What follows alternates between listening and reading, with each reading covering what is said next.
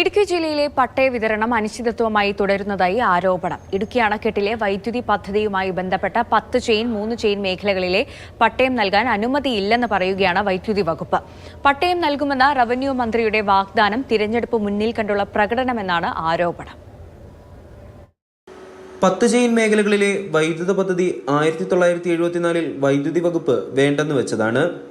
1982 ഈ മേഖലയിലെ പട്ടയ നടപടികൾ ആരംഭിക്കുകയും 2017 മേഖലയിലെ കർഷകർക്ക് പട്ടയം നൽകാൻ തടസ്സങ്ങളില്ലെന്ന റിപ്പോർട്ട് കളക്ടർ അഡീഷണൽ ചീഫ് സെക്രട്ടറിക്ക് സമർപ്പിച്ചു. എന്നാൽ കാഞ്ചിയാർ അയ്യപ്പൻകോവിൽ ഉപ്പുതറ വില്ലേജുകളിലെ 3 ചെയിൻ മേഖലകളെയും കല്ലാർകുട്ടി ഡാമിന്റെ പരിധിയിലെ 10 ചെയിൻ മേഖലയും ഒഴിവാക്കിയാണ് കഴിഞ്ഞ കാലങ്ങളിൽ പട്ടയം നൽകിയത്.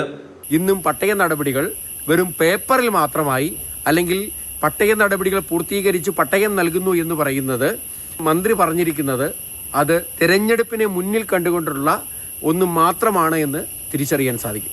നിലവിൽ പട്ടയം നൽകുമെന്ന് റവന്യൂ മന്ത്രി വ്യക്തമാക്കുന്നുണ്ടെങ്കിലും വൈദ്യുതി ബോർഡിന്റെ അനുമതി വേണമെന്നാണ് വകുപ്പും വ്യക്തമാക്കുന്നത്. ഇതോടെ നടപടികൾ വീണ്ടും ഫയലിൽ കുരുങ്ങി.